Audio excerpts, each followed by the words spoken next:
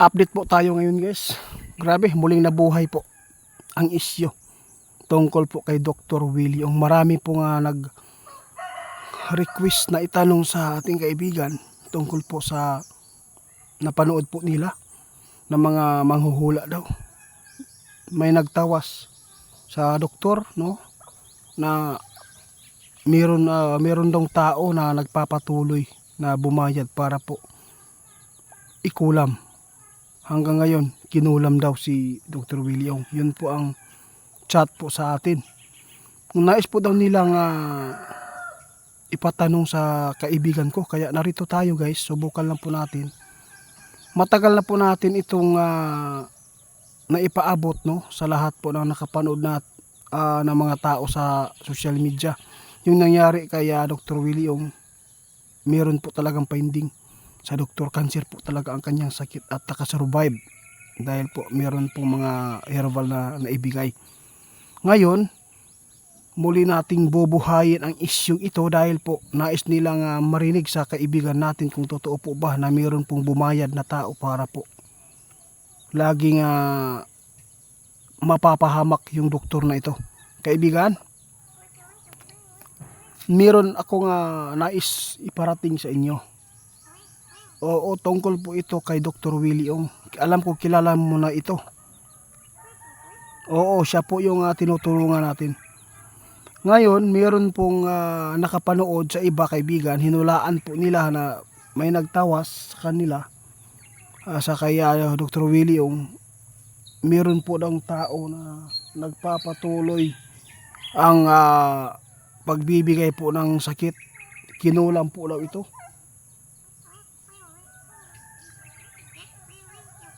Guys, matagal na po namin to sinabi. Hindi po ako nagipag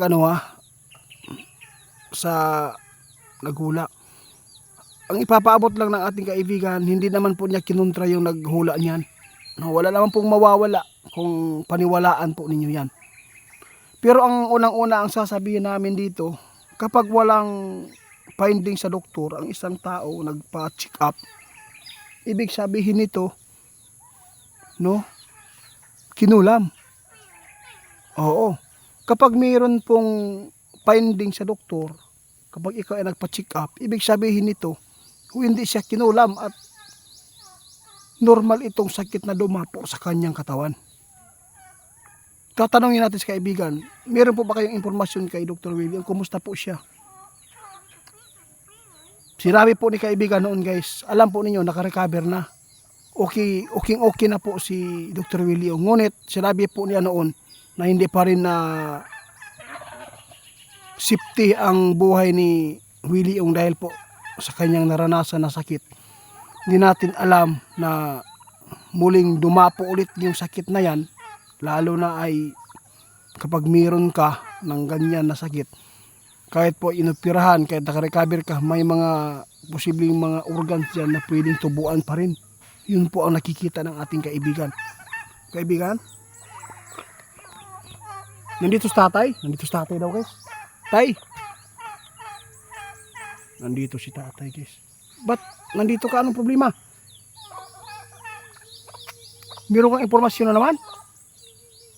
Saan pa ba kayo galing? Pasensya na kaibigan ninyo naputol. Sige mamaya. Ipapaabot natin. Nandito si tatay guys. Kaibigan. Oo. Kausapin ko muna si Linyo. Dahil po mayroon pong nagpatanong ba tungkol po kay Willie Ong. Ginulam daw. Oo. Sige. Kaibigan Linyo. Di ba ito po ay binanggit na po inyo noon ito. Na si Dr. Willie Ong makarecover man siya pero kapag mayroon talagang sakit na ganyan, pwede pong may tutubo pa rin sa kanya. Hindi man ngayon, dahil po ay lumiit na po yung bukol, sana po kaibigan, no, yung nakita mo na ito ay hindi po ito ikakapahamak po at hindi po sana na muling dadapo sa Dr. Willie Ong na sakit na ito ha. Kung oo, Kasi po guys, natanong po ng karamihan ngayon sa atin, kasi hindi po daw sila agad naniwala kung hindi po daw nila maitanong sa ating kaibigan. Sa lahat po na nagmamahal po kay Dr. Willie Ong, ito lang po ang ating masabi. Yung nagtawas, hindi po ako nakipag kung yun po ang kanila nakikita, kakayahan din po nila yan. Oo, respetuhin po natin. Kasi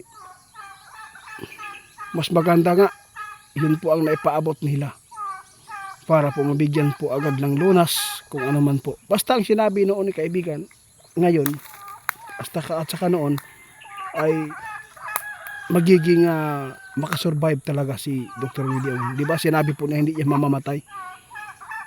Ngayon, bumalik ang sigla. Pero, sabi ng ating kaibigan, hindi pa rin pwedeng magkampante. No, dapat po talaga na mag-exercise at saka bigyan po ng magandang pagkain ng katawan, ng mga healthy pagkain, prutas, gulay, yun po, para po maingatan ang kalusugan. Kasi marami nagmamahal kay Dr. Willie Ong. Akala po natin guys ay makatakbo siya. Oo, kasi po pag tumakbo siya, siguradong hindi pa rin siguro mananalo guys. Mahirap talaga kahit gaano pa kasikat ang isang tao, no? Kahit marami pa ka pang natulungan. Basta kung sinong nakapanood dyan na nagtawas, irespeto ninyo ang kanilang mga ginagawa dahil po seryoso din sila, at saka kung ano man po yung napaabot ng ating kaibigan, yun po ang katotohanan din, no? Kapag walang finding sa doktor, ibig sabihin yan kinulam. Kapag mayroong finding, ibig sabihin yan hindi kinulam. Doon po ang aming panindigan. Kaya hindi po kami magpapaabot ng mga ikakatakot po ng isang tao, no? Para po hindi po tayo mabalikan. Kaibigan, salamat. Oo. Ano po ba ang mga babala po niyo ngayon sa mga nagtawas? Sa lahat po na nagtawas sa mga kinulam dyan, tulad po ni Chris Aquino, sa kay Tatay Digong, BBM, mga sikat po ang tinira nila ngayon, tinatawasan nila, no? Nagtaka po tayo guys kung bakit mga sikat po ang kanilang bigyan ng time.